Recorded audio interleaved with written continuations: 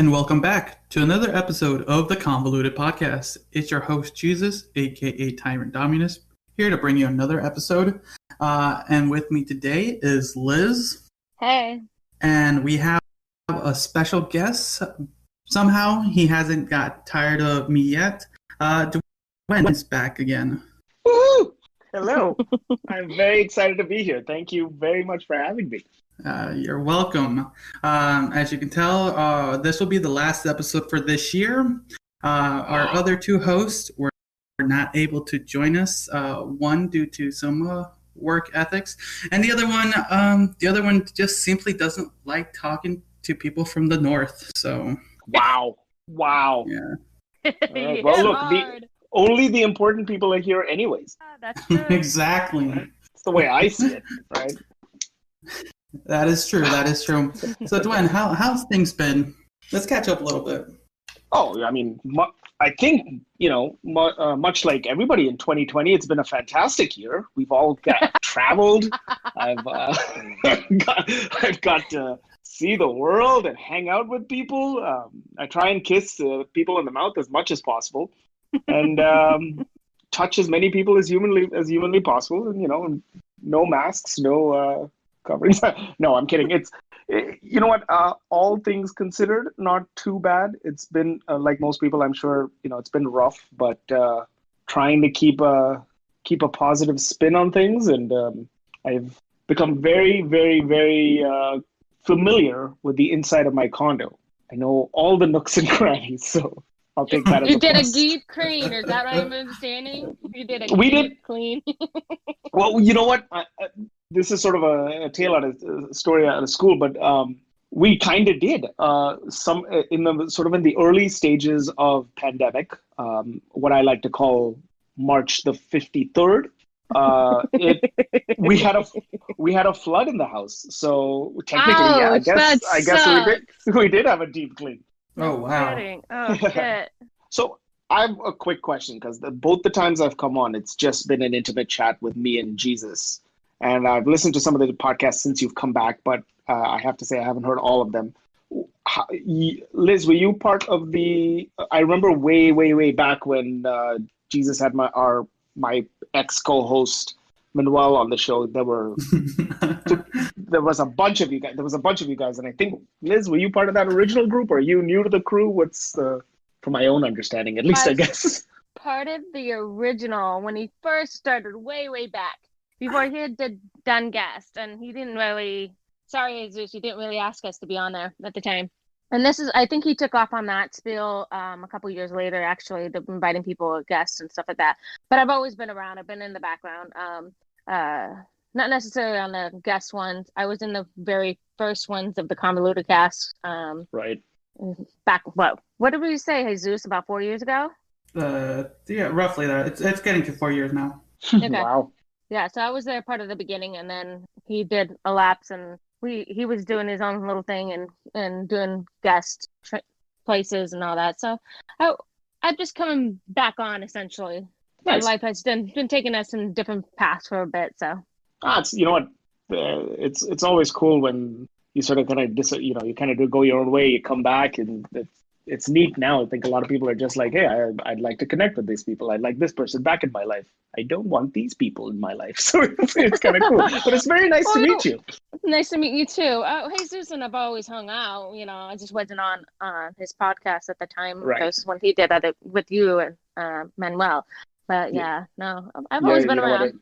It's probably for the best that you weren't on when Manuel was on. So I don't know if you can file restraining orders cross-border, but it's probably not the way to go. I don't know if there's such thing as that.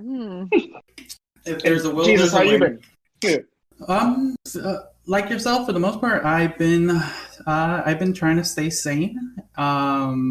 Been just in my own little quote bubble, my work bubble and my home bubble. That's kind of about it. I've always been a homebody, so I really personally wasn't that affected. Right. The only thing that I think was affected for me personally was my ability to kind of just enjoy eating out with friends and going to the cinema. Those were like my big two outdoorsy kind of festivities. Besides a couple other things, but those are like the big two. Yeah. But I'm doing well. And I've been trying to, like you said, connect with people. I've been trying to stay connected with a lot of the guests that I've been more acquainted with, that I kind of talk on a weekly to bi-weekly basis, and just kind of talk and see how everyone's done. I think early pandemic time, like end of March, early April, I was kind of like, I think I hit you and everyone else up to kind of just check in with people and see how things were doing, because those were some interesting times for the beginning of the year. Because actually, since this is the kind of the final episode for this year, we can kind of go over a little bit and see how the year kind of has gone through. Because for the most part, for a lot of people, including myself, 2020 was kind of like supposed to be the golden year for a lot of things for a lot of people. Myself included, I was like, okay, this is the year I was gonna go hard on this show and 2 other projects. But how about for you two? What was 2020 supposed to look like in your minds in the beginning of the year? Well, you can go first. You're the guest. Okay. You know what? Honestly, the beginning of it was one of the things that I had planned this year. We'll go with. Well, one of the things I had planned this year was to try and get as healthy as possible, because I had sort of dropped. I'd sort of gained a little bit of weight over the last, say, 5 years or so, that I was kind of trying to get rid of, and I kind of made it a focus to sort of try and lose that weight. So in one sense, the pandemic helped in that regard, because it gave me something to focus on during all this sort of craziness that was going on around us. Like, just make sure you're moving in some way every day. I'm sure it would have been a little bit, it just sort of worked in the before times, as we like to call it. So I hope you guys didn't hear that. Able to keep my eye on the prize in terms of that. And then the other, just wanted to keep drawing and see if I could maybe try and build that into something. And so we're back. All right. That ended just in the nick of time. So Liz, how was your 2020 supposed to look like in your mind? 2020, I was along the weenie, and the fact that I try and really work towards my goal of losing weight. I was doing really well for a bit, and then 2020 happened, and didn't quite happen to me too. I went the opposite, because I'm more of a gym girl. I like to be in the gym because I'm a physical body. Because if I get home, I have the home. Right. And that's what happened. But, I was able to focus on other things. Like, I was able to focus on changing my daughter's last name. So that gave me time to do that. So that was definitely a positive and up for me.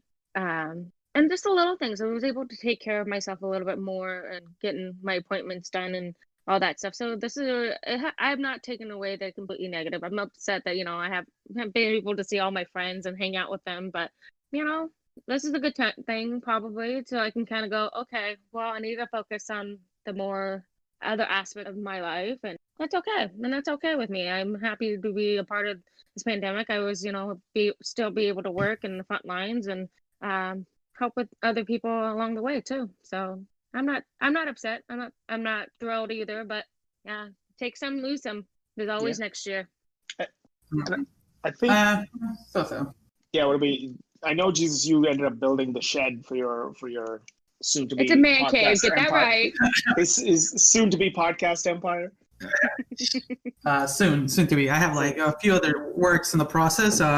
We can talk afterwards a little bit. I have a few propositions for you. But anyways. Well, oh my God, I'm a married man. Jesus, come on.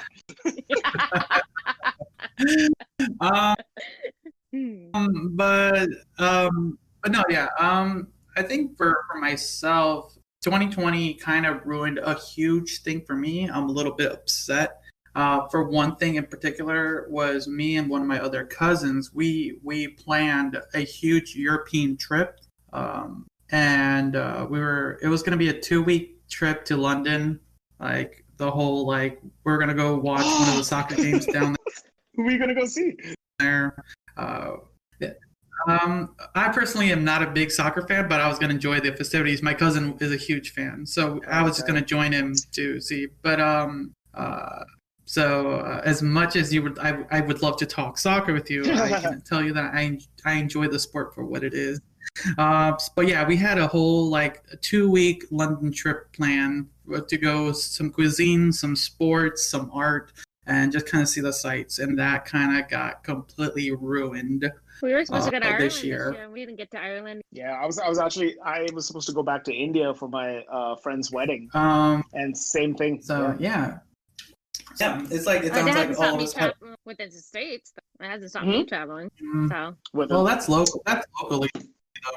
I don't think a lot of countries will allow, at least for you, for Liz and me, to enter their countries at the moment. Well, technically, weeks I'll have my second dose, and then I will be able to fly wherever I can please. Hey. Look, you guys wanted a wall. You got a wall. You just can't leave the country now. You know? Yeah. A different kind of wall. Yes. Let's that was a goal. That was a goal for the entire time. The invisible wall that no one saw coming. That was the true goal. And look, you know what? The one thing I have to say though, like you can, if you think back to 2019, that's actually pretty funny. That might be true, but I really don't want to go back to 2008. It was a pretty shitty year for me. So well, I'm not saying. Well, yeah, no, I'm not saying go back. But what I mean more so is that I think the one thing, ironically, everyone would have said like, "What would you want more of in the next couple of years?" And everyone would be like, "I need time. I feel like I'm always on the go. I would like some time to just like chill out and relax." And then we got the time, and we're like, "Whoa, this is not what we meant. This was total monkey paw situation of I want time." So I guess we got to be careful what we wish for. That's true. But Liz, did I hear you have dose number 1? Is that what you said? Yes, I did. I got it actually yesterday. Wow! Yes. Congratulations. She is now. Thanks. She is. I had some family rebuttal. She is one of the lucky few to be. I'll leave to it, you know. Okay. It's one of those things. It's one of those things that interests me is that I never would have thought that you would know an anti-vaxxer, and that baffles me because when you think of people who are super paranoid and think it's like your near family member, these are just weird people on the internet, but then you hear things like, oh, one of my cousin's sisters an anti-vaxxer, like what? Are they fucking stupid? That's my opinion. I think that is the other negative side of the whole 2020. The whole we treat people's true colors. That's what it is. It exactly really is. Right. It is. You started to see which one of your family members was insert issue here, and you were like, oh, this is gonna make things tough. Yeah, definitely. Well, you didn't have to worry about during the holidays. Well, you didn't have to worry about the holidays. You had to stay quarantined. Well, that's a funny part. I'm seeing the family member next week. I fly out next week to see that family member. It's going to be quite an awkward Christmas, end of 2020 kind of thing. Yeah. I mean, it's going to fit the motif then, right? At least for the year. I guess so. Yes. I was kind of upset with a person who ratted me out to the other family, just because it's like they almost took whatever question that was coming their way and redirecting it the other direction towards me. And that's what it felt like in essence, because I love my family. Don't get me wrong. I love them to death. I would die for them, whatever. But I also don't want, it really made me respectively see the world, how my family would treat me. What happens if I had gotten COVID? Because I am a frontline. Would they tell me not to be intubated? Would they not believe that this is real? And that I'm dying on the table, that they'll be fine with it? That's what I guess upsets me with the family revoking the idea of me getting the vaccine. They think that I should be just figuring my immune system to figure it out on its own. So, no, thank you. A little bit of honey and hot water will take care of everything. I know, and a little lavender and essence to go with it too, right? Yeah. And then whispers and kittens and everything else. So it's funny. You're right. Oh, well, first of all, thank you for the frontline stuff. Like, I don't know what it is you do, but it's I'm a pharmacy technician, Well, so there you go. yeah, I'm right there giving you getting your medication list if you get admitted into the hospital. Hey man, You know? I'm asthmatic and I have to go get my puffers every month, and I see my pharmacist, and he's a stand-up dude. So I appreciate all the work and all the availability that everybody has, including the guy at Walmart who helps me out with stuff. It's tough. It's scary and it's tough, and it's makes things even harder when somebody comes up to you and says, "Oh, there might be a way to be safer, but you shouldn't do it." But still be out. But still be out there. I still need my frosted flake. Exactly. That's Jesus' job. My job's the other end. We're both frontliners, and I think it's just it really makes a lot of perspective of what people think about this. And I have family members who are just willy-nilly going to restaurants and eating, and it's like, and then it was funny because I had a family member, their grandchildren were getting it. These are my other family members too, and they got it. They were quarantined, but as soon as my immediate family had to come in contact with it, they're like, hold up, don't put them in the risk too. Get them out of there. I was like, but you're willy-nilly about the family members going to restaurants and going and having your family completely with it, like in your almost arm length family right there getting it, and you're just going, it's okay, it's fine. Not everybody's going to survive this though. I have a family member's friend's cousin, 33 years old, literally trying to live with COVID, and I'm still trying to fathom that. Like, how, if that was me, what if that was me? Would that my family member not take care of me? Would they want me to die under the fact that I can't breathe? Yes, that's what they're saying. That's basically what's upsetting to me, is like they don't take it seriously enough. I see it too much, too often. I was training somebody this past week, and for the my shift that I do on opposite of the emergency room, and this person's like, "How much longer? We got an actively dying patient here." I would love to. And then we were in the COVID unit. Yeah. Wait, that's what their statement was? In a COVID unit. They were like, "Yeah, we have an actively dying person right now. How much longer are you going to be?" Wait, that was like in that tone of voice? In that exactly, well, not in that exact moment in tone. You could hear the panic. You could hear the panic, but they were trying to keep it calm at the same time. Okay, because that's like, damn, we're finishing up. We're almost out of here. Okay, that sounded more like, oh shit, they get no shits whatsoever in that tone. Oh no, no, they get no. I'm just. I guess I shouldn't have expressed it more differently, but for me, we're an audio podcast, so I should have expressed it more. It was that like that deep concern and that panic, but at the same time they have to be keeping calm. This is a nurse. This is their job. This is what they're trained to do. So yeah, I was watching something on TV yesterday. Where they sort of brought up the idea of this thing, even if we get, we're going to get our vaccines and hopefully everybody who gets it is fine and is okay. Though I kind of do hope, Liz, that you get some sort of superpower from it, but that's just me. That's what I'm rooting for, man. Yeah, so read minds, dude. I'd be like, right? Yeah, I know what you're thinking about. Look, I don't know if you want to read minds. Already finding out people's true colors is too depressing enough. So actually know what they're thinking about. Fuck that noise. But I'm saying, like, I hope, the thing is, once the vaccine comes out and hopefully everybody takes it and this, it works out and blah blah blah. Remember, we still have the anti-vaxxers out there. Oh yeah, don't worry.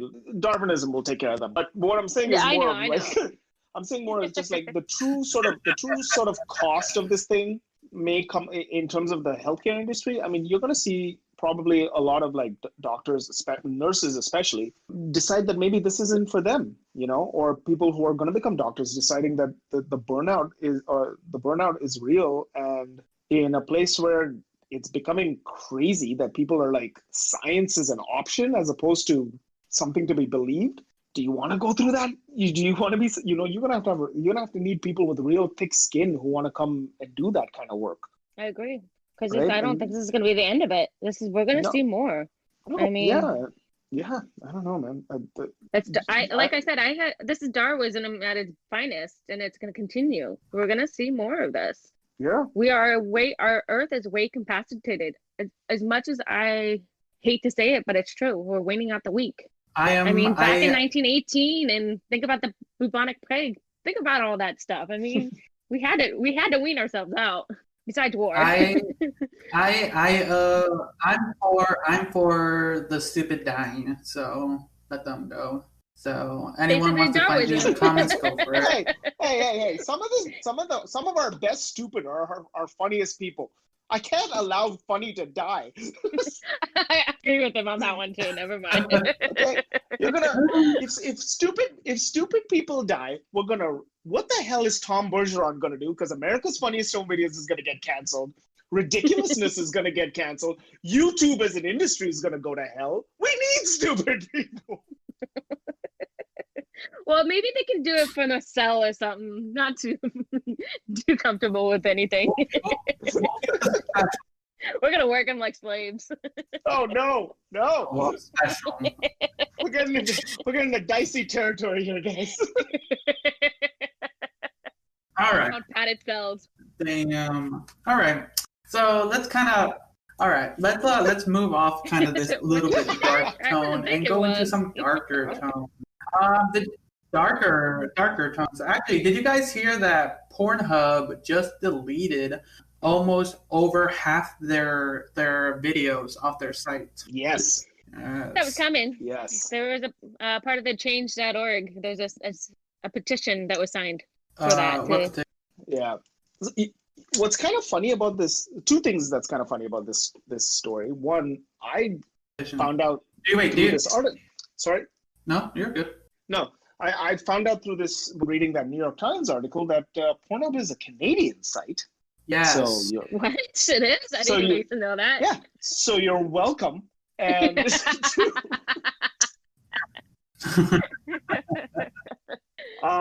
and two, there was some real interesting stuff about like basically.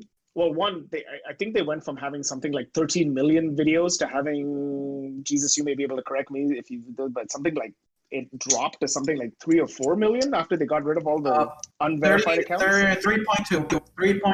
Yeah. Close enough. Yeah, 3.2 million videos they lost. That's insane. But yeah, it is true. So Liz, do you know the whole story of what happened? So there was a petition that was started about Pornhub using child pornography. And of course, this is kind of stimulates to close to what's been going on throughout the world and what's going on here in the States is that, they're busting a lot of these child rings of, people, those kids have been, abducted and used for that ring for that reason. And of course, have been uploaded, a lot of them, to Pornhub. And so that's why they were asking it to be shut down. So that is one of the one potential reason. So one of the main reasons that happened because so there was an article written a few months prior where I think it was either the New York Times or the New Yorker New York Times, thank you. Where it kind of showcased like not only the child pornography but also some of the rape that was being produced in there, because a lot of the that was being just posted on there, and it was difficult for victims because victims would find their videos on there and they would try to get Pornhub to remove it, and they would almost do nothing to do that. It would just be left on there, and it would take. There was one instance where this one woman did it. I think she went reported it like up to 5 times, saying, "Hey, this is a video of me being raped. Can you please remove it from the site?" And she never got anything from it until the 6th time, where she pretended to be a lawyer, and then they removed it. So yeah. And that's sad when you have to pretend to be something you're not and to get something removed. That's bullshit. Yeah. True. Actually, I know a little bit more. I got something that kind of goes along that bullshit line too. So yeah, that's kind of So yeah, that's kind of the thing. But more recently, like at least as far as this recording goes, because of all of everything that happened, so only videos that are uploaded from verified accounts are only allowed to be up there.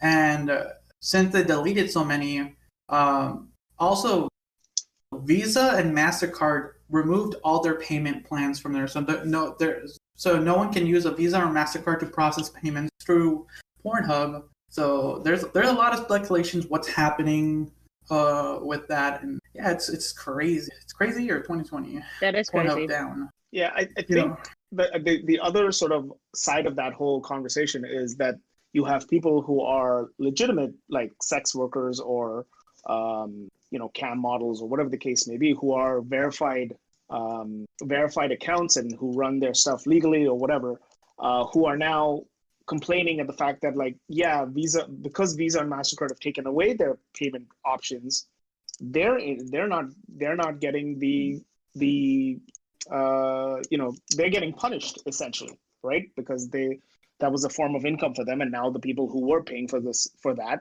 losing their income. Right? Yep. Yeah. So it's a week. The American Express, though, however, might get a huge boost in that. Yeah. Oh, except, look, you're better off using PayPal. I was gonna say you're better off just throwing your money in the air than using an American Express card and hoping you'll reach stuff. All right, continue. Yeah, I'm just saying. Yeah, well, I mentioned this on. I used to have a podcast with Joey from the Ginger Flicks podcast, and I mentioned on there before. I used to work for a television company up here in Canada, and we used to take care of the on-demand portion of their programming. And one of the jobs that we had was we had to QA all the programming that came in. Some of that programming happened to be porn. So basically, we'd be in an office. We'd have to watch a certain amount of porn titles that came in, and make sure that they didn't have any drug use, any sort of instances of rape, of underage porn. There's certain laws that for porn that the industry sort of resides by, I think, or at least most countries reside by, in terms of how many penises can be in a shot at one point, or how many people can have sex. How many people can have sex? This is true. You can have a scene where one girl is having sex with 5 guys. They can't be 6 though. And if there is a 6th person, it depends how many people are touching her at the exact same time. It was very odd. We had to all make sure about stuff like that. And a lot of it, and there were times where you were like, I don't know. Oh, you have to also make sure not, weird things weren't inserted in weird places. But there were that was times, your favorite thing. Dude, there was an instance once where there was the leg of a table, and we were like, what's it, dude? Yeah. There were 2 instances. There was one with the leg of a table where we were like, this seems odd. And then there was one where this guy had chopsticks in this girl, and it was arranged in a very flowery way. I mean, it literally flowered out of her body. It was kind of like one of those I forget what it's called. Like, it looked kind of like origami. It was very like beautiful. origami. Yeah. The man had some talent. But there were times where we would get certain things, and you're like, is this considered like against the rules or not? And you always had to be kind of careful about that kind of stuff.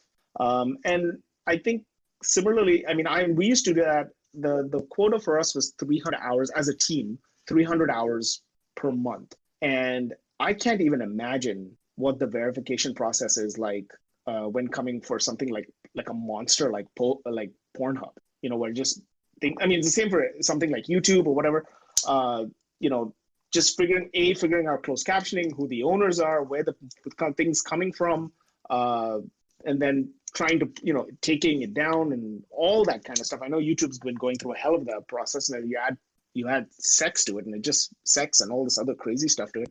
The verification process must be wild. So Probably. so the verification process for Pornhub isn't actually that hard. And Sorry, I said verification. I meant more of the rooting through all the videos and sort of seeing okay, what's so not right there. I know the verification's like literally going, "Hi, my name is," and then so you have gone through that. So I may have heard about it. So Might have heard it in a roundabout way. Yeah. So actually, I read we read about it. Okay. So actually, recently, since Pornhub had to put out a bunch of statements because of the recent incidents, they let people know that they only had like for their entire site, they only had 80 workers in total for their entire site. And that's saying that also within the last 6 months, they've doubled in employment too. So, Well, yeah. What does that mean? Anybody got time for doing? Yeah. Nothing I to don't do. know. So it's baffling for it because Pornhub is listed as one of the top 5 most grossing on the planet, and yet this company can only afford 80 workers, and none of them can afford a team to verify. You know? Oh no, believe me. There's quite a famous line from the TV show Scrubs, which was, if they take off all the porn from the internet, the only site on the internet that would exist is a site called "Where Did All the Porn Go?" Like, I can see why it's considered, why it's so big. I mean, free porn especially, right? But yeah, like, I think we've seen with most of these big online companies, unless they're pushed to do what's right or what's whatever, pushed to make sure that they have a screening body of some sort, they're not going to do it, right? The only reason this is happening is because the New York Times wrote an article about it. Yeah, that's the kind of the pushing point where people are like, "Oh, some shit's happening. We should actually pay attention." Yeah. I know, right? It's when other people start spouting stuff, and then like, "Oh, actually, we should probably pay attention to this that's been happening for years." I don't know. There's been a lot of like scummy stuff happening in companies lately. Like, did you guys hear what happened to Nestle? Yeah, they fired that. So Nestle overall is a shitty company. Like, for as much as I like their candy, they're a shitty company. There's like, so more recently they fired someone because they put in a complaint of racism that in the work environment, and they like, "Oh, no, you're fired," even though they complained about it. Like, wow, crazy. Yeah, it's like if that's one company you don't want to work for, they just allow racism to happen. I mean, unless you are a racist, that might be the best. True that. I'm not racist. They'll take care of you. Seems to be fewer. You have some good lawyers, right? No, if you're just a horrible, if you're remember, we're talking about a company that also uses child labor to harvest their cocoa beans too. So yeah, like they're a shitty company. Like it's just been a roundabout year for companies more. Like right now, I am like over the head with Nintendo's right now. Like right now, it's been in my shit bag for a while. For as much as I love the games that come on it, the company itself is horrible. I just bought a Switch. What should I know? It's okay. I sell my Switch. My daughter still plays. I'm gonna play my Crash Bandicoot and call it good. I bought it secondhand, so it didn't go directly to them, but still. Okay, so I'll give a little prefix of what happened with Nintendo and why I'm upset with them. So Nintendo overall, like I said, their games that come on the Switch, I'll support that. I'll support the developers. But Nintendo as a company is so prehistoric as far as like their online services, the way they handle their community. They don't give two shits about the community. Like, they just want your money. They don't give a fuck about what the community wants. More recently, there was a tournament that was being held for Super Smash Bros. Melee, and Nintendo, because you know how quarantine has kept everyone homebound, so there was going to be an online tournament, but roughly right around the time it was going to be hosted, Nintendo immediately put a cease and desist order, canceled that, and got rid of it. Like, yeah, no, you're not allowed to have to do that. And then they were doing there was a protest in that community for a little bit. Then there was like 2 weeks after that, there was going to be a Splatoon tournament, and this tournament was being hosted specifically by Nintendo for a $25 Nintendo gift card, and three or I think it was either 3 or 4 teams on there had some version of like free Melee as their team name, and they immediately got booted out. Like, yeah, you're not allowed to play or nothing. Some of those people who got booted out were then later entered in another tournament that was being hosted by another group for $25,000 by the community. And yeah, it's like right now, like Nintendo just hates their customers. That's not good, They're making hella bank with everything we're buying to keep us entertained. It's just that pisses me off too. I think 2020 has. I think companies have made decisions to either make themselves look very good or very bad in 2020. Like, there's been no in between. I'm a huge wrestling fan, and this year the WWE has made themselves look awful, like just awful in terms of decisions. Nothing that you would see on screen. I mean, the product this year has been pretty bad, but just nothing you would see on screen. But they're behind the scenes decisions. They've made the exact same sort of stuff that Nintendo has done. At the beginning of the pandemic, they laid off a bunch of people, which was terrible, because generally what happens is you leave and you get laid off from the company. You can go to other wrestling companies, but nobody was staging any events this year because COVID. And then very recently, they made a rule. A lot of wrestlers are on Cameo and Twitch especially. And they made a rule to say that none of their employees could be on Cameo or Twitch, which was kind of garbage considering all those wrestlers were making a significant amount of money. And one of the wrestlers, a lot of them closed down their accounts and stuff. And one of them specifically said she wasn't going to do it because as it came out later, she was making more money off Twitch than wrestling. And they ended up firing her. And it's a level of control that seems weird in general, but weirder when you think of just everything that's currently going on. True. It's just crazy what companies are doing. It's like everyone has basically a stranglehold on people. Like, here's the thing. I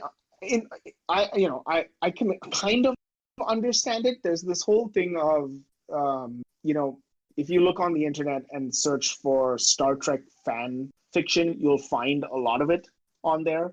I'm not a Trekkie or anything like this, but just like, this is what I was watching a documentary about it. They were talking about, like, if Paramount and Gene Roddenberry or whoever was in control of Paramount way back when the first pieces of fan fiction came out, if they had stopped it then, we would never have gotten to the point we're at right now, right?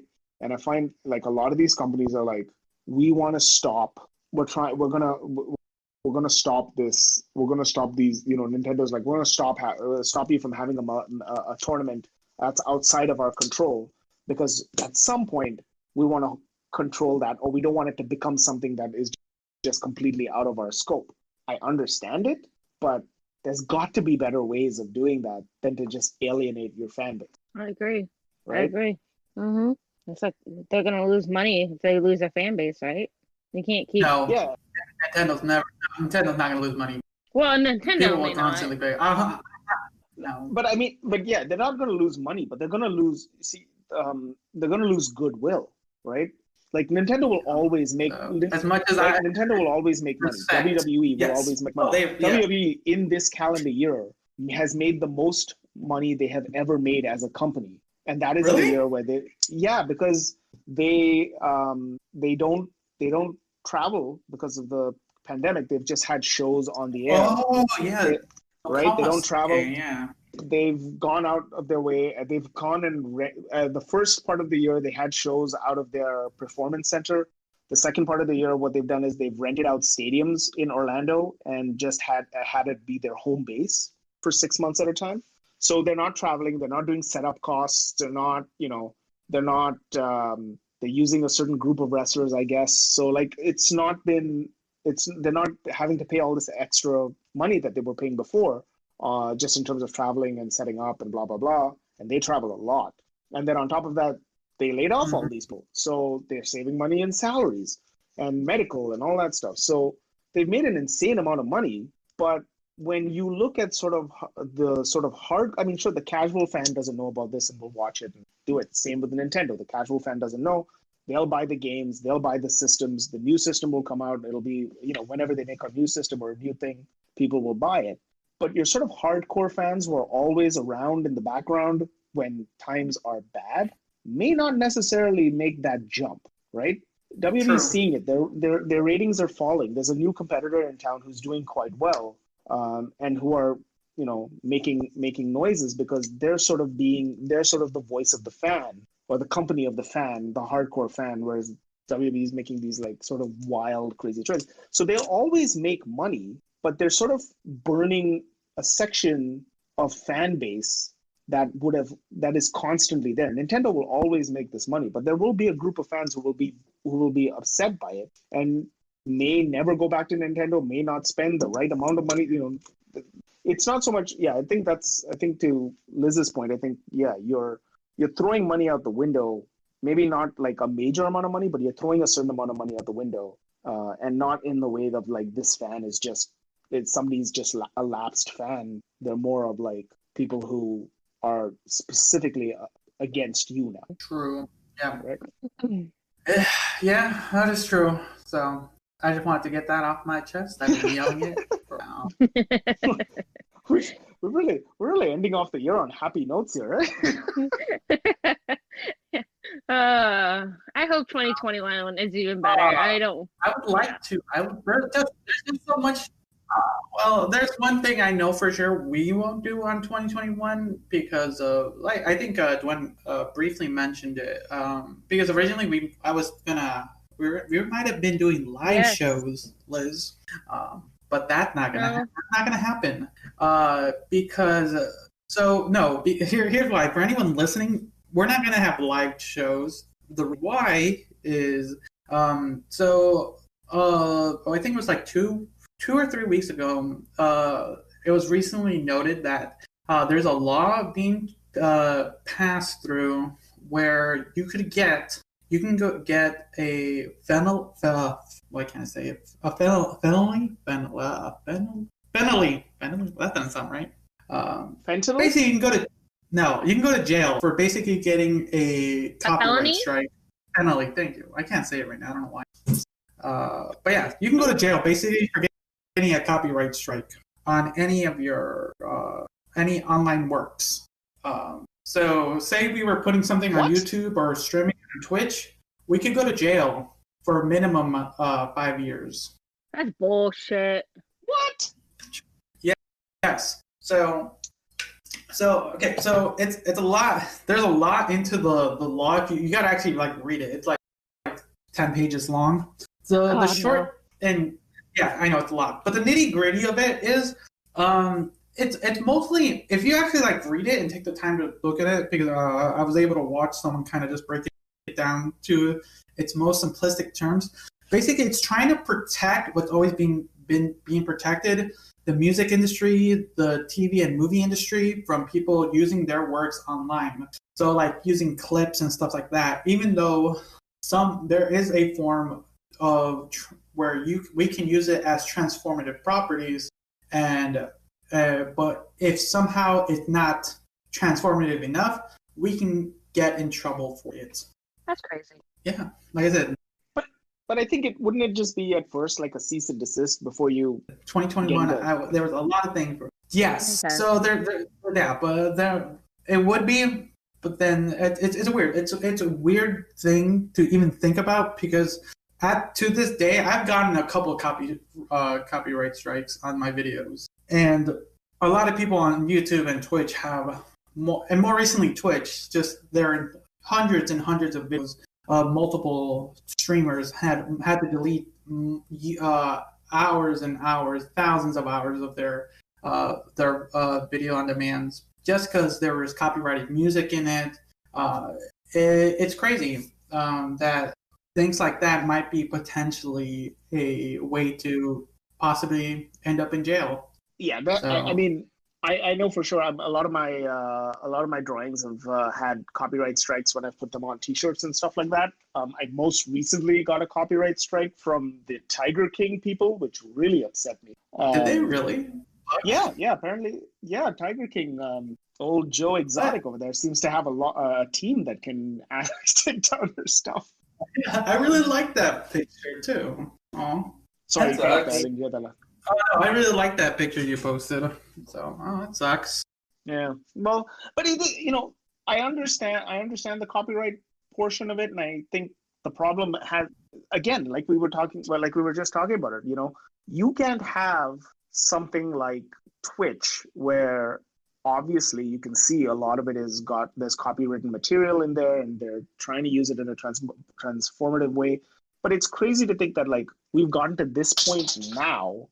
And now some corporate entity has woken up and said, no, you let it go on too far. It's become a thing, right? You can't go into, like, you can't go. It's going to be memes. Who's going to be going to get jailed for memes? But I mean, here's the thing. The going to jail thing is insane. And I'm hoping it's a case of like, you have been doing this way too much after being given the right amount of warnings for it. But like, you guys had, I'm almost certain you guys had HMV in the States, right? Like the music store? No? Music stores. No, not now. But I'm saying way back when, like when you guys had the Virgin Mega stores and things like that. Oh yeah, I guess I remember vaguely. Probably. I never been into one, so. But basically, wherever you used to, back in the 90s, 2000s, wherever you used to go to pick up your like CDs and stuff, right? You picked up CDs. You weren't like downloading the MP3s and. This is what I'm saying though, right? Like I'm obviously a few years older than you guys, but like you used to be able to walk into HMV or your local music store or whatever, pick up 10 CDs and pick up 10 rewritable CD-ROMs and walk out and be like, well, you can't sell me this and then tell me I'm not allowed to pirate music. I agree on that. I agree on that. Right? I remember doing that. Yeah, I used to download music and then send it off to my friends. They're like, right, all right.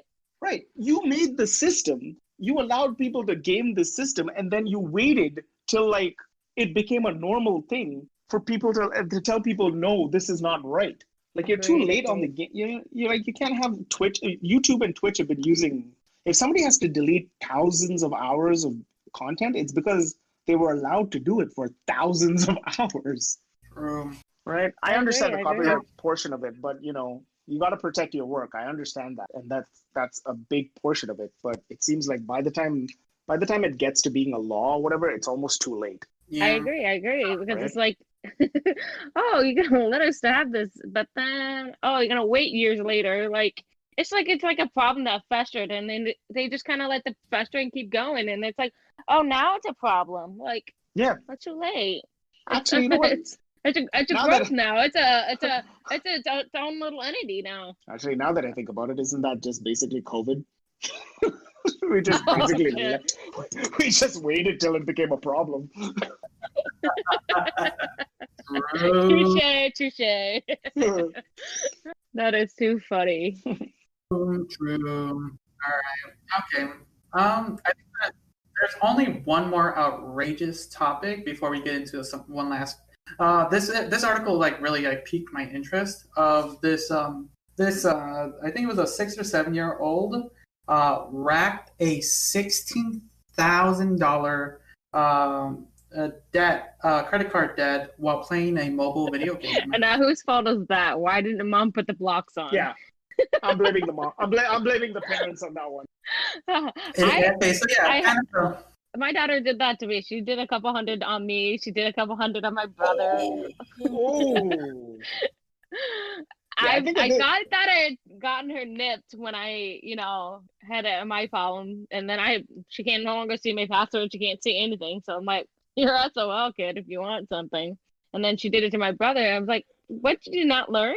Yeah, see, I had to punch her, sir, big time. I feel like at this point your daughter's gaming the system. Like the first time it may have been a mistake. If you're doing it twice, you know what you're doing. What game was it? Okay, so it's Roblox. It was Roblox, I think. Animal Jam too was the other one. Okay, so here I'll give you a little context to the story. So what ended up happening was this one kid was playing Sonic Rush on the iPhone. So the issue that was happening is when the mother was getting a bill, anything purchased through an iPhone doesn't go like it's like an app purchase from Sonic Rush. It's like an iPhone transaction. So she wasn't really noticing anything until the actual final thing came out, and like it was like, where did $16,000 for the thing? Because if you the way the premium like gems or it was rings for Sonic. I'll buy a couple hundred like 1,000 rings worth $99.99. But for the kid, like, oh yes, I'm just gonna buy this constantly, so he can get past whatever level he was doing. And when the mother went to like try to rebuke this and try to get her money back, they said, no, we can't do that. Like normally companies will like be willing, like, oh yeah, no, we'll try to fix this some way or another. But no, they said no, like kind of what Liz says, like, yeah, like it's did you not put a password protection on your phone or something? Basically like blaming the mother, like, yeah. So like, yeah. But my kid knew my password, and of course my brother left his password open, and that was the issue. I mean, I'm just gonna buy one here, and then it's another here, and then it's another here. And it's like, I was so pissed. And I was like, how do you?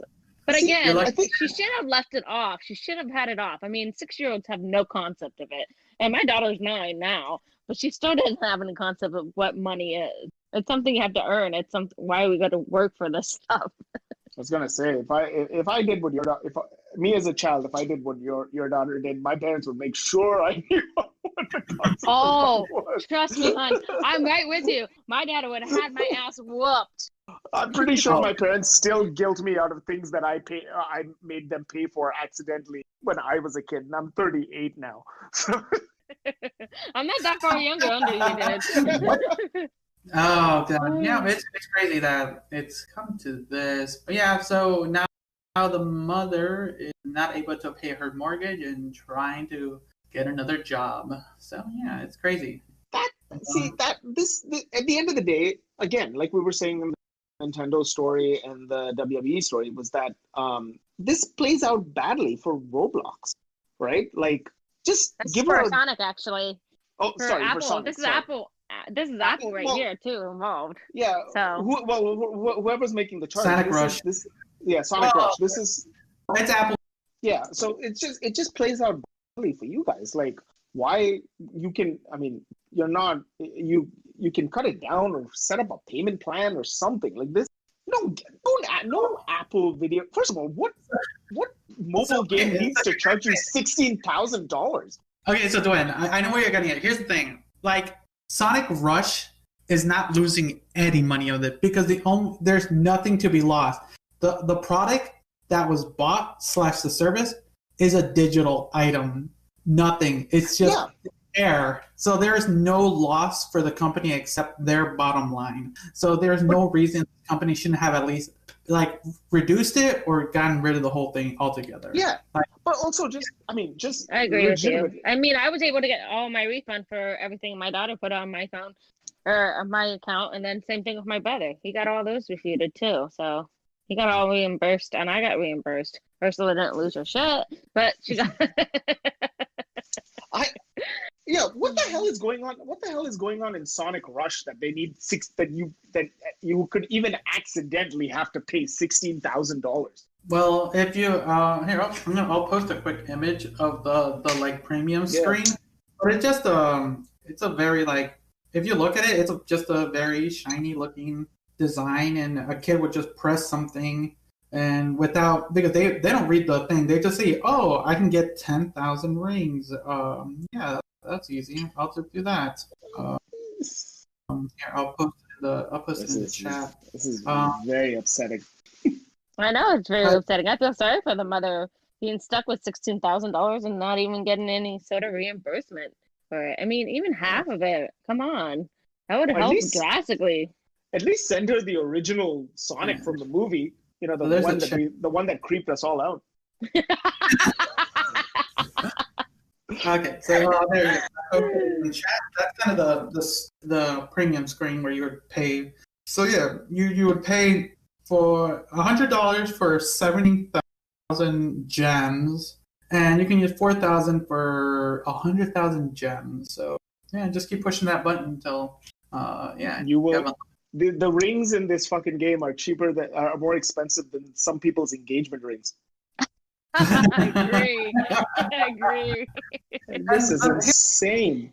The thing is this is not the first instance of like this happening. There's been instance with Fortnite. There's been instance with multiple mobile games. It's just one of those things that people need to learn, mostly with when you're giving children basically mobile devices with your credit card linked to them. Just set protections on it. Yeah. Like you do not want an instance where like things just start racking up and then you just don't know it, and when companies aren't willing to predict or anything. And I feel like I know we've started. I like both me and Liz started off this story with what was the mother doing, and then now we're just like screw you, Apple.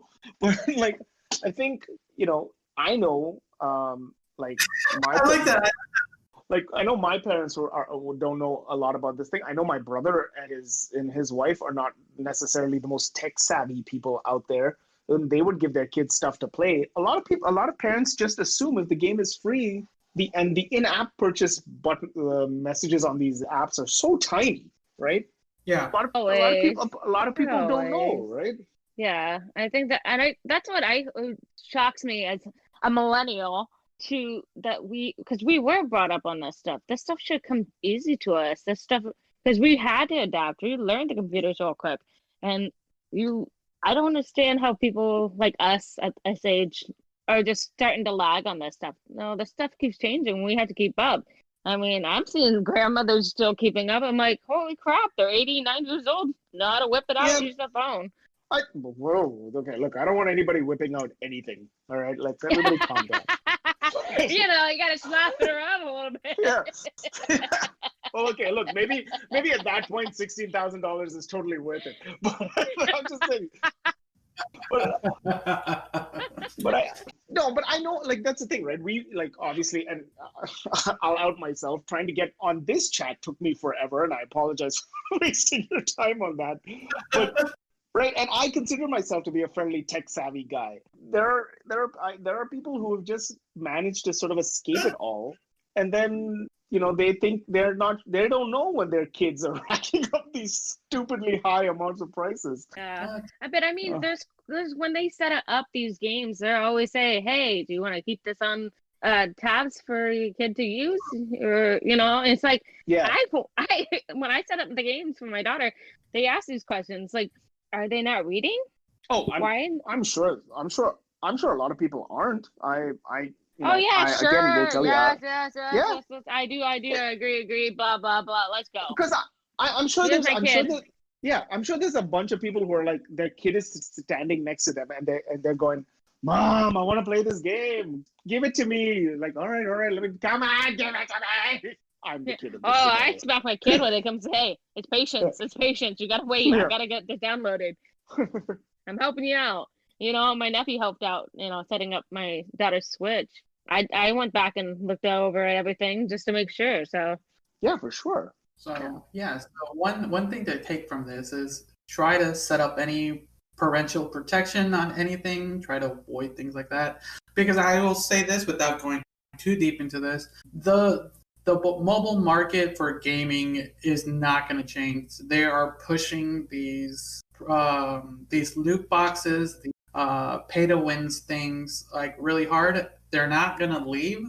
Like I am heavy in the gaming space news. Like these tactics are never going to leave the space, and it's just going to keep being pushed harder. So do everything Push in your power hard. to Yeah. not only And protect your wallet, basically. yeah. Mm-hmm. Or if you're not going to do it, make sure your kid plays the game on the phone of somebody you don't like. I agree. Let's do that. Right? If you're not going to go through I mean, if it's too much of a hassle to read through all the stuff, just make sure your kid's, you're setting it up on somebody else's phone. Preferably somebody you're going to divorce soon. Okay, so let's this is a big topic I wanted to kind of talk about, because I want the year to the way I structured this kind of worked out, because we started with the year with a little bit of hopefulness, and then we went through the mud of the entire episode to get to this point. So recently Disney did their investor meeting. For anyone listening, what basically happens in these investor meetings is they kind of showcase some of their plans they're going to be doing to basically note that some of the profits or potential profits that they're going to basically acquire in the coming year or years. So for anyone who didn't watch it, it's basically like a little over an hour video of what happened. And they just showcased like a bunch of the Disney movies that are going to be coming out in the next couple of years, a bunch of the new Star Wars TV show movies, and a bunch of the new Marvel TV show and movies. And I am more than excited because so much news has been kind of in the air in the last couple of weeks about what's to happen. It's been a quiet year for the cinema, as we've talked about with the guys from Gingerplex. So I'm ecstatic to hear some news from the investor. So what have you guys heard or have reacted from? Well, I just heard they're gonna bring the dinosaurs back to next year, a month, the old episodes. I've been talking about Ursula to this about not the mama, and she, that one was one of the comic things. I was always doing that with her, and she goes, "I don't understand that." And I showed her a blip a bit on YouTube, and I think it's going to be a nostalgic thing for me for dinosaurs coming back next month. I haven't seen that in quite a few years. So to see all the episodes without interruptions and, blips in here and there of commercials, I think it's going to be amazing. I can't wait for a lot of this stuff. And I'm excited about the new shows coming on too that are happening in the next year. So I'm looking forward to it. Yeah, I was I had thought I had read something about dinosaurs coming to Disney Plus in September. So the day that they announced it, I had just happened to check Disney Plus to see if it was on. So it was a nice surprise for me. I loved that show growing up, and I'm excited to see what it looks like. I'm also very excited to see the very last episode of that show because I've never seen it, but I've read about it. I've read about it too. Yeah, I'm kind of interested to see how they. I might have seen a blip of it too. Yeah. And about the new stuff, you know what?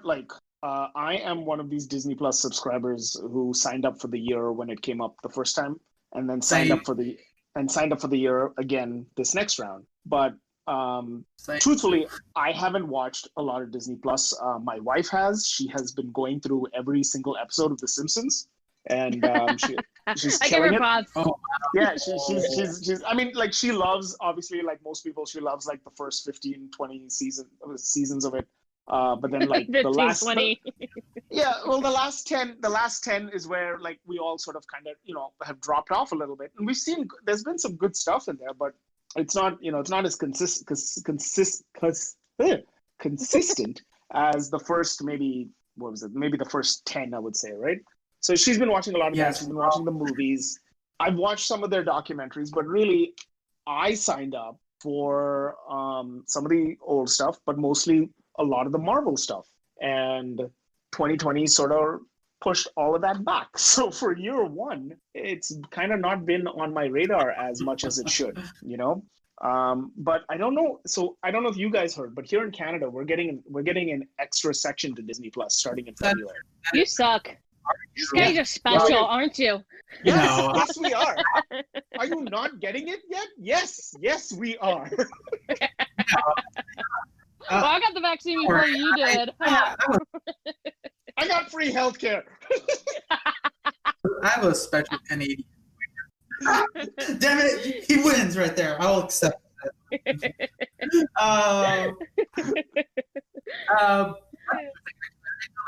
Well, I might have to look at that using a VPN.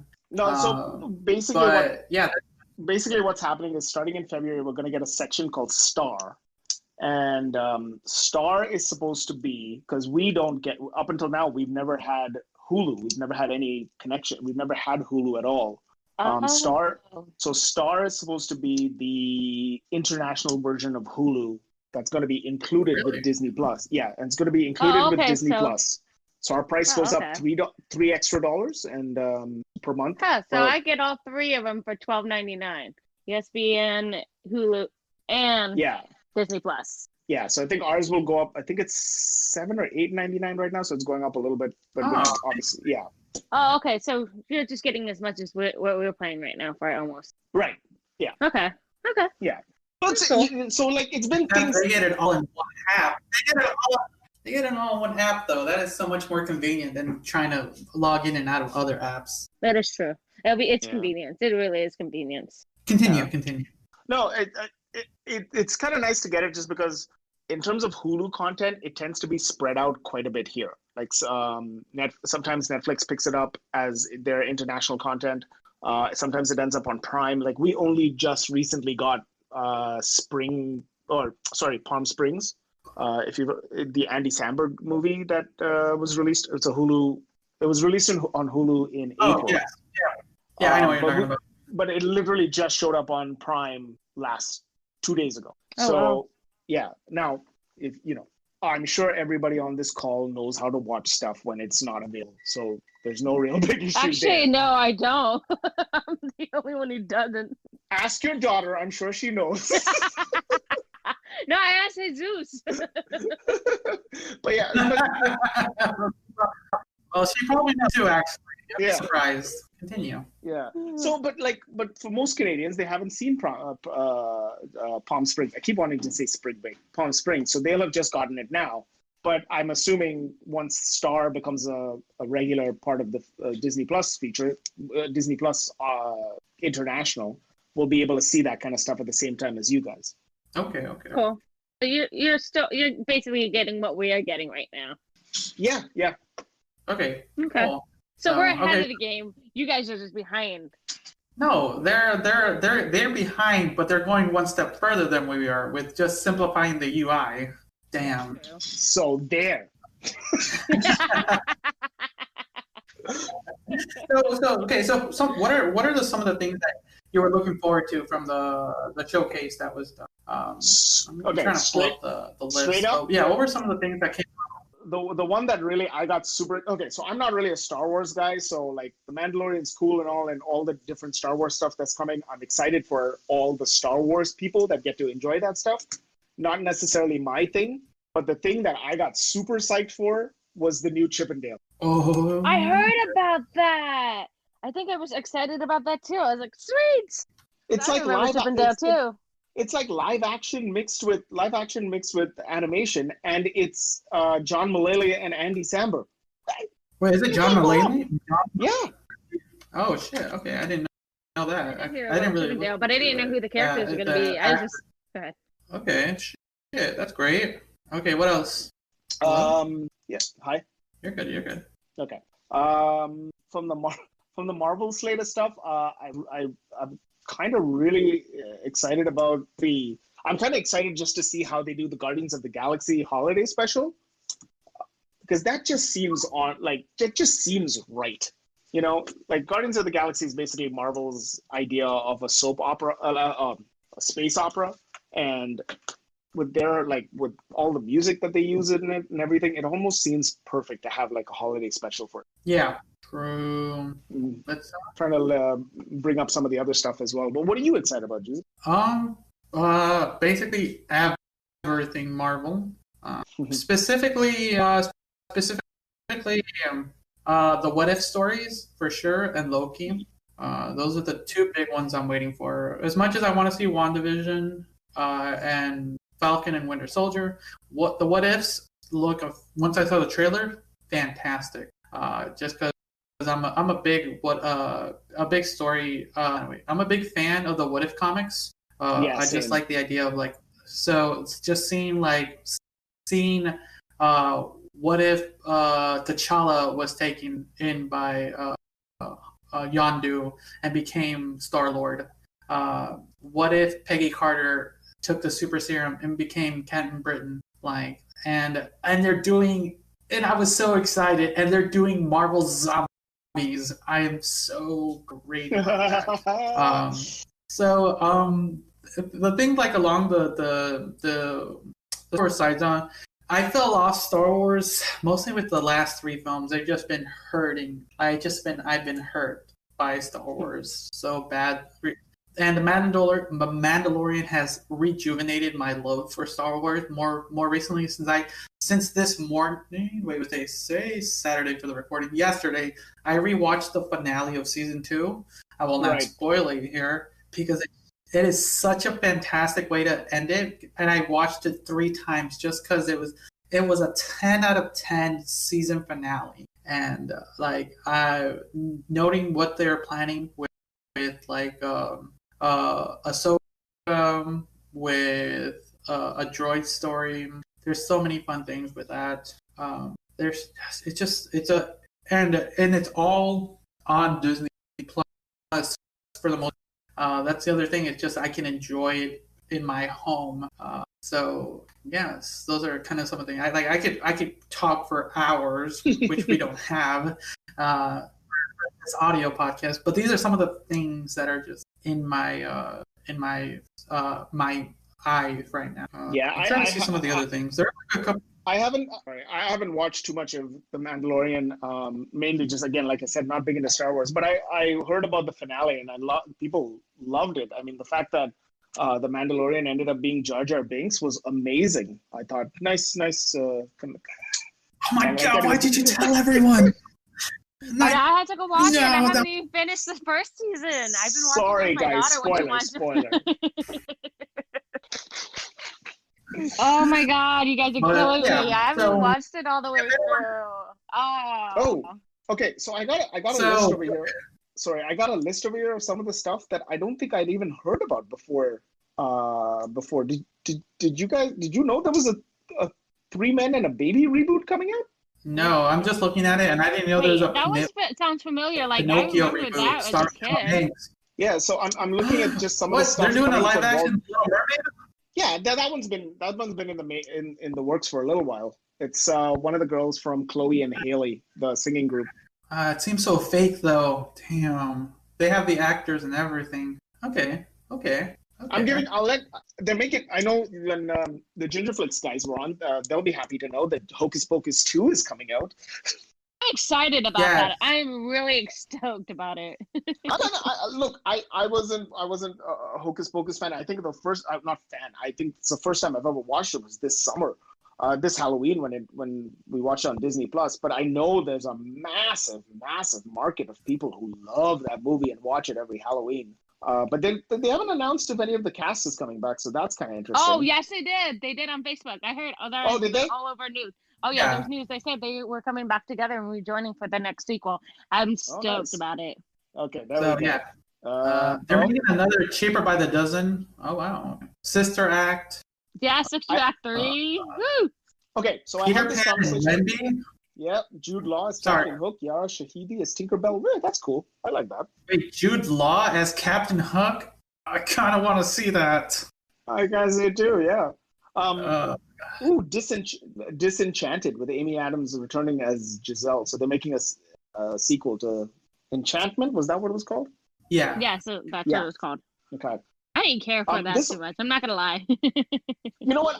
I thought that movie was I remember when it came out, one of my friends saying Disney has taken this has gone to such a height now that they're making a movie spoofing themselves. You know? Basically. Yeah. Taking what they know. Okay, so did you? This was something I was kind of excited about, and I talked to Joey about it, and he was not so great about it. But the Mighty Ducks Game Changers. I grew up watching the Mighty Ducks. I watched all 3. So this is going to be a TV show where I'm fine with that. yeah, it's going to be a TV show. Emilio Estevez is going to be in it as Coach Gordon Bombay, but the Mighty Ducks are going to be the bad guy. Oh, that's going to be an interesting turn. That'd be interesting. Well, because apparently what happens in this movie is the Mighty Ducks now have become like a massive hockey organization. They've been so successful. They're like the biggest thing in Pee Wee hockey, I guess. And one of the kids gets cut from not being so great at it. And the mom from the Gilmore Girls, who I feel terrible that I can't remember her name right now. Lauren Graham, she's the mom, and she decides to like start coaching a team against them. So, and with her son playing in it and everything. So it feels a little like, I don't know if you guys have watched Cobra Kai. Yes. That's another people should watch that. Yeah, it's a great show. But like it feels a little bit like that. Like, you know, you watch the movies, Cobra Kai was the bad guy, and now all of a sudden like you're sort of rooting for them. Huh. Do you guys watch a lot of the Nat Geo stuff on Disney Plus? I never really do. Don't tell you the truth. I think I've watched maybe one or two things. That's about it. I fall asleep to it. If you do get a chance, there's a show called The World According to Jeff Goldblum. Yeah, I fall asleep to it. It's real. It's beautiful. It sounds good. It's real fun. Oh, yeah, it's yeah, real fun. And apparently they're going to do a new show now called Limitless with Chris Hemsworth. Well, I guess the article I read said that it's basically the Nat Geo and Disney Plus shows are, let's take some of our best actors and send them to beautiful places. That's amazing. Can I have that job? You're American. You can't go anywhere. Yeah, I know, because we're all stupid. We don't want to follow like any rules. Masks are political, damn it. So is getting the COVID vaccine. Yeah, you know what? That's the trade-off. Okay, you have to have COVID. And there's one thing I want to bring up. You get Hulu. Got Hulu. I've been on Netflix a lot lately. I'm not gonna lie. I haven't been on Netflix in a while, actually. There hasn't been anything specific I've been to like watch on Netflix. I pay for it, but like I haven't. There's been nothing because I've been watching more Prime, Disney Plus, and VRV, which I'm glad they got bought out by Funimation. So I'm looking forward to that. Wait, for anyone wondering what VRV / Crunchyroll, Funimation bought them. So I'm excited and a little bit skeptical because I know the one thing good about Funimation buying them is we'll be able to for those who want to watch dubbed anime, they'll be able to watch it all in one go while watching the simulcast of the subbed. But I'm a bit skeptical on how Funimation's gonna work with this. The deal just got through about a week ago, and I haven't seen any changes. It probably won't change for a while. But, once the announcement is, I'll probably either rave or rant about it once it happens. So look forward to that. Actually, you since you guys are both big American? movie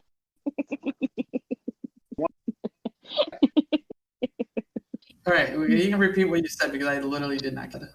Let's interrupted our gracious guest. Sorry. Okay, so what was that? Sorry. I won't hold it against you.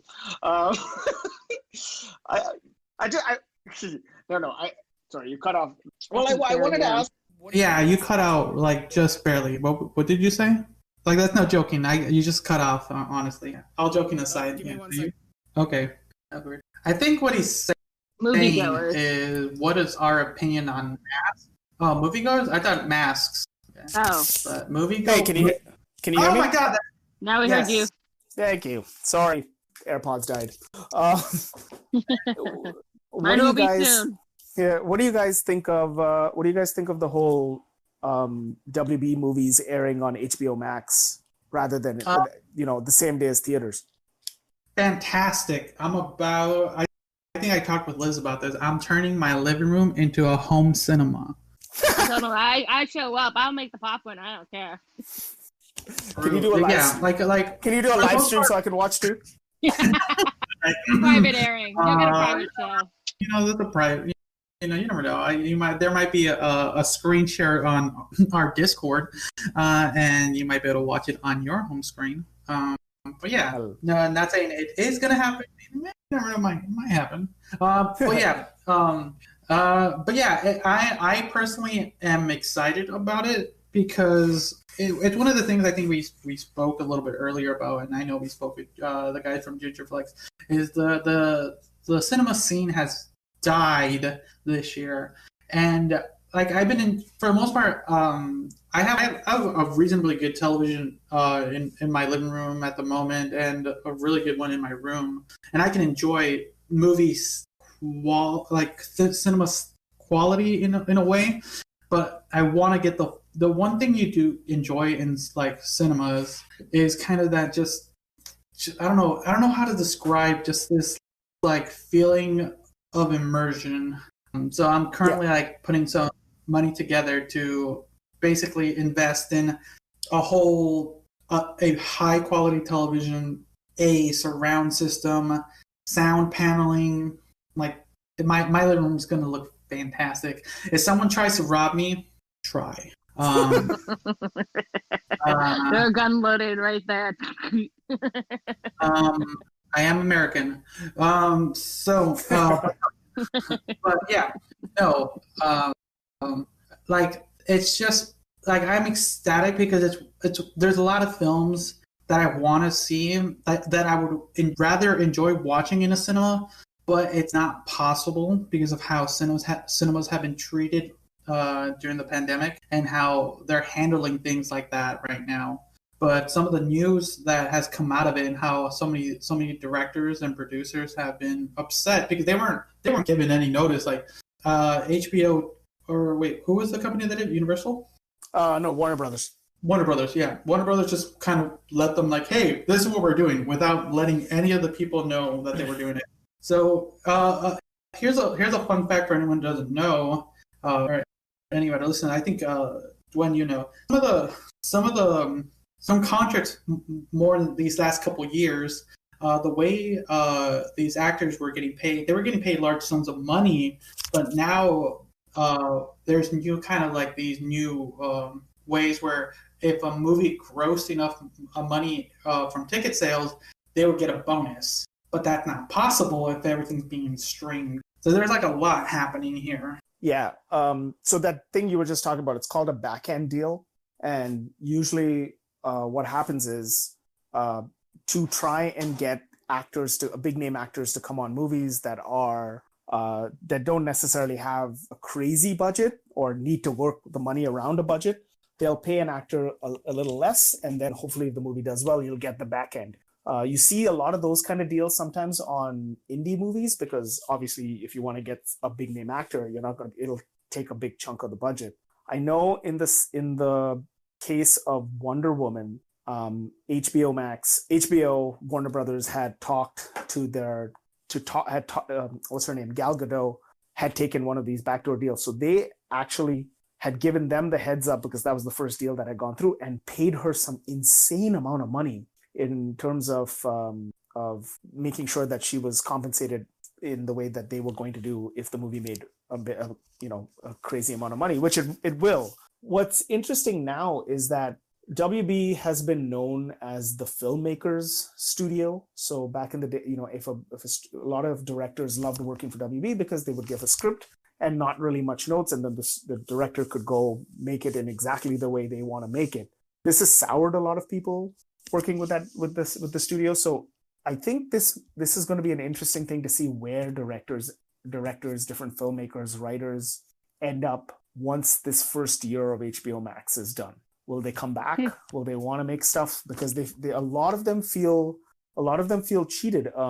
If Timothy Chalamet, is that how you pronounce his name? I always get it wrong. I'll say yes. I don't know. He's basically okay. So, are you guys excited for Dune, like the movie Dune that's coming out? I didn't know there was a Dune coming out, to tell you the truth. Okay, so Dune. They're making a remake of Dune, and it stars this Timothy Chalamet and what's his name, Jason Momoa, Dave Bautista.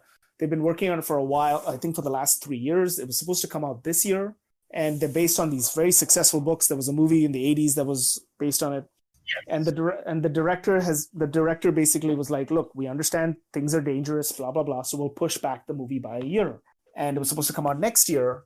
And then then Warner Brothers announced that they're just going to put it on HBO Max. And he wrote like this super scathing op-ed, basically saying that the company has given up their goodwill just to try and make HBO Max work. And one of the bigger things he had said was just that, when they made the movie, the whole intent in terms of sound quality, in terms of quality, in terms of how the movie was shot was so that you could see it in a theater. And they're going to lose that with having it on streaming. And then he said the other part about it is the movie is built, like the original idea was if Dune 1 did well, 2 other movies were going to be made after that. Well, we're not going to find out if it did well or not. Streaming companies don't ever release their viewing figures. Nobody really knows what does well on Netflix or Disney Plus or whatever. I mean, you kind of do because of trending, but not really much else. So you'll never know how much money Dune actually made or how many people have seen it, right? And so he's saying that, if they do go through with this and they release Dune on HBO Max, he's not going to be part of the next wave of things. And Jason Momoa and Dave Bautista have both shared his op-ed on their social media, so they agree as well. And Timothy Chalamet. And another part of this story is that the movie was co-produced by Legendary. So Legendary has said that they were really upset by this because originally when Dune was supposed to come out, Netflix came out and said, hey, look, why don't we put it on? We'll pay a crazy amount of money to have it be a Netflix original. And Warner Brothers and Legendary both said no. And now Warner's going to put it on HBO Max. And Legendary's like, where are we getting our cut from? Because you basically undercut us. We would have made an insane amount of money with the Netflix deal. Now you basically undercut us. So we don't even know if we'll get our money back in terms of, if we'll get our money back in terms of thing. They're out for number one, Yeah, I'm just going to say that. They're out for number one. They weren't looking for anybody else. They weren't even caring about who was involved. They were just looking out for number one. Yeah, it's a bad deal. And the reason I mentioned Timothy Chalamet originally was because he hosted Netflix last week, he hosted Saturday Night Live last week, and at the end of the show when they do their goodbyes, he was wearing a Legendary T-shirt, and so everyone was like, "Well, we know what side of the fence he stands on." So, but there's going to be a lot of role. I see a lot of lawsuits coming out of this. I wouldn't be surprised if that's the case. And even I think some of your movie theaters in the States have said that what they're going to do is for WB movies, because I guess they air on HBO Max for a month at the same time as they air in theaters, they're going to price them cheaper so that they just charge the cost of whatever makes them money. So you guys could probably see Wonder Woman in theaters for like $7 or $8 as opposed to whatever the hell it is. $5. It's $5. $5? Okay, there you go. $5. That's insane. I mean, you can catch the vid, but at least you'll get to see Wonder Woman. Yeah, that would be a good movie, I think. Actually, this works for you. You're gonna get your second shot, and you can go see all the movies in it. I know, right? I'm one up you. God damn it! 3 more weeks. 3 more weeks. So yeah. Actually, less than 3 now. There's a lot there's a lot happening in the movie industry. There's one thing I think we'll avoid talking about this time because it's gonna open up a lot. A can of worms. No, not really. Because I don't know if you guys want to bring up the whole what's his name? What the fuck yelled at their employees? Tom Cruise. Tom Cruise. So you know what happened, Liz? Do you know what happened with the Tom Cruise incident? No. I work. Okay, don't laugh at me. So this kind of we're still like in the movie space thing. So he has been currently shooting in the Mission Impossible 7. I don't know how many Mission Impossibles are there at the moment. Yeah, that's 7. You're right. There were 7. Yeah, I know something. I know something. I know movies. Yeah. But anyways, there was a recording that leaked of him yelling at his two employees, basically berating them because they were like together, wearing masks. And a lot of people were praising him, and then some people were saying that he shouldn't be doing that. Here, how about that? What is your perspective on this? So basically, literally shouting at them. I'll play a clip on this, but I'm not gonna get copyright strike, like I said. But he was literally yelling at these two individuals because a couple things were happening for this shoot. They were getting pushed behind because someone tested positive for COVID. He was yelling at them because one, the movie industry is hurting at the moment, and because people can't shoot films. He was yelling at them because jobs have been lost that are part of the movie industry. There was a lot. He was angry, like yeah, he was pissed. So I want your opinion on his thoughts on him yelling at these employees that weren't in a proper code safe environment. I think that's the best way I can put it. I'll tell you. Sorry. Liz, you go.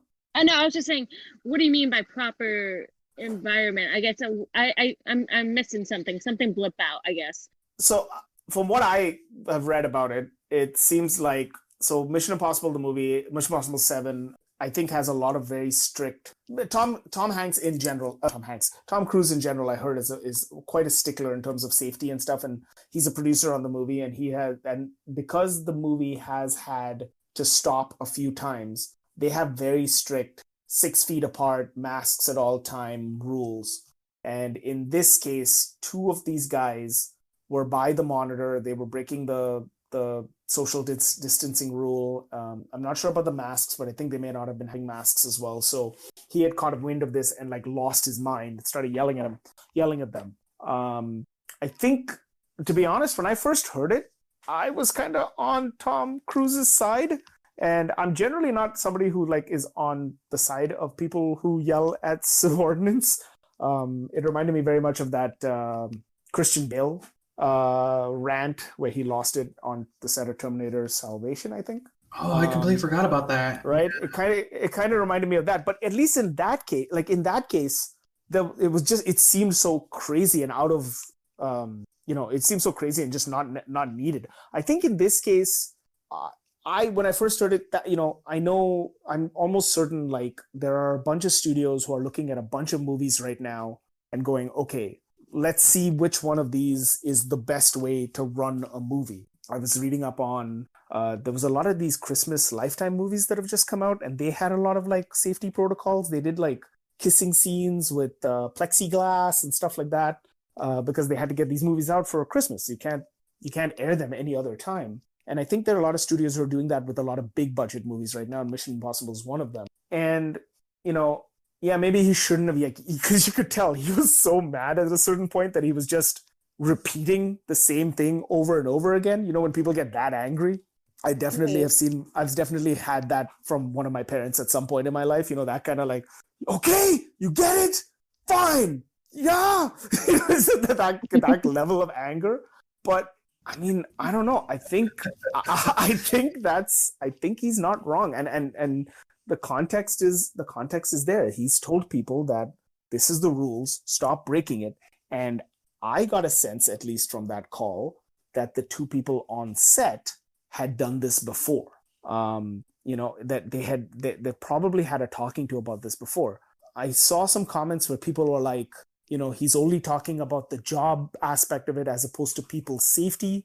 And I've seen counter comments to that where people were we've tried safety. People aren't listening when it comes to safety. So now we're trying to talk to them about the economic side of things or whatever. That industry is hurting, and that industry is not considered essential. Even though I would say that some of the things that are keeping people sane during this pandemic has been the arts, which are things that people don't really care about when things are going well. So I can see his side of things. Maybe he shouldn't have yelled, but we don't know what happened prior to that, right? So I'm a little surprised that Scientology hasn't come up with something, because they usually have the cures to everything, but here we are. So yeah, that's kind of the basis what happened. So what is your current opinion from that, Liz? Just kind of hearing that out. I'm on both sides of the fence. I am literally on both sides of the fence because I think I don't know the story of those two men. They could be, really good friends. They hang out with each other out, outside of this or pandemic beforehand. They could be, family related. So look at that's their bubble, the people who they hang out with. They already might have had COVID themselves. I don't know.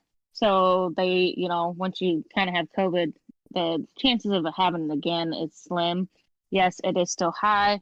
And yes, I do get it from Tom Cruise's side, about being safe and wanting to protect the employees and trying to keep an art existing. I'm on both sides of the fence on this one. So to me, like, I don't know if I knew more of the background of the man and more before what took place before that happened of what him going off on them. I don't agree on the yelling. I don't think that was the best thing. They should have handled it a different way. Yes, I understand where he's coming from. He's stressed. We're all stressed out, but that's not a proper way of letting out that stress, I guess. I understand. I guess I'm both sides of the fence on this one. It's just one of those things I'm kind of like, I don't know where to stand on this because I do see the health aspects because I work with in the health industry, but I also see where, family and friends who have been long time, that's their biome. They, you're already exposed to them, that person with that genetic, your germ biome is not going to change much. You know what I mean? I don't know. I'm on both sides of the fence on this one. It's also probably hard. Like you haven't heard the rant too, which would also weigh in on how you feel about the whole thing, right? I guess I haven't heard the whole the entire rant. thing. It's just a little snippet. But remember, we're on the internet, and Liz, you're not allowed to be on the fence. You have to choose a side. I can't be. No, I'm gonna have to put my feet on both sides of the border. Okay. But no. So here's some of the things that internet were saying. What? Yep. Go ahead. What were you? I missed it. Oh no! I was saying you're American. You can't be on both sides of the fence. You literally have to pick a side. There's no such thing as a moderate American. How dare you? I know, right? This is gonna leak, and I'm never gonna be able to come to the States. I'll come to Canada and visit you. Black Friday's dead. Haven't you heard? It's all online now. Everything's online. Boo. Oh yeah, did you hear about the PS5 being like two women were fighting over it? They're brawling over it. I am not getting into the PS5 fiasco. That is a can of worms that I'm sick and tired of. The one thing I will say, because of all this, they're in Europe, they are now making it illegal for scalping to happen. Yay! Fuck scalpers. So, but yeah, I'm into that. Yeah. So, let's kind of end it there. It's we went over more than I actually thought. So thank you, Dwen, for tolerating us for this long. No, this was a great conversation. I had a lot of fun. I did too. I enjoyed it. I know you're just saying that to get paid, but keep coming back. He wants to come back. He knows that. I'll be back. But yeah. So, Dwen, honestly, thank you for coming and conversing with us. Hopefully, next time we'll have the rest of the group with us, and he can defend himself and why he doesn't want to talk to our friends from the north. And we'll go from there.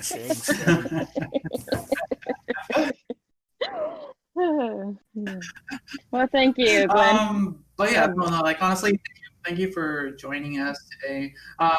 Go ahead and shout out anything you would like to promote. Sure. I have, you can check out my drawing account. It's Dwenny Draws Stuff. So DWENIE Draws Stuff, all one word, on Instagram. Other than that, I don't really have a lot of things to promote right now. I just kind of wanted to come on chat. I will be on a future episode of Ginger Flick, so you can hear me on that. And my fourth time, I think I'm trying to get into that 5-timers club before Dave does. So if you listen to Gingerflix, you'll know what I'm talking about. And I think the very last thing is I have some stuff that's probably going to launch next year, 2021, God willing. So I will hopefully come back and talk to you guys about that, or even have you guys on if the stars align correctly. I mean, not Liz. She's tarnished the Canadian name too much. But I mean, Jesus, you're welcome to the show. Oh, so much love. I kid. It's always good to know a pharmacist. Pharmacy tech, and not there. Pharmacy. Well, look, it's closer to anything I've gotten to, so I'm gonna go with that. No. Once I I have a few ideas that I'm hoping to put together. So hopefully they come together, and we can do some cross promotion and fun stuff at the same time. And I know Jesus wants to has a proposition for me. Now that my wife is out of shot, we can talk about it later. Oh. Yeah, it's awesome. Okay, so go ahead and check some of that out, everyone. I second that account. He has some wonderful art on there, and I'm personally am looking forward to these interesting things happening. So yeah, I'll have all those links or that link below. But yes, thank you for joining us today in this hectic final episode for the year. Look forward to next year. I hope next year will be full of more joyful surprises for you and your loved ones. Bye, everyone.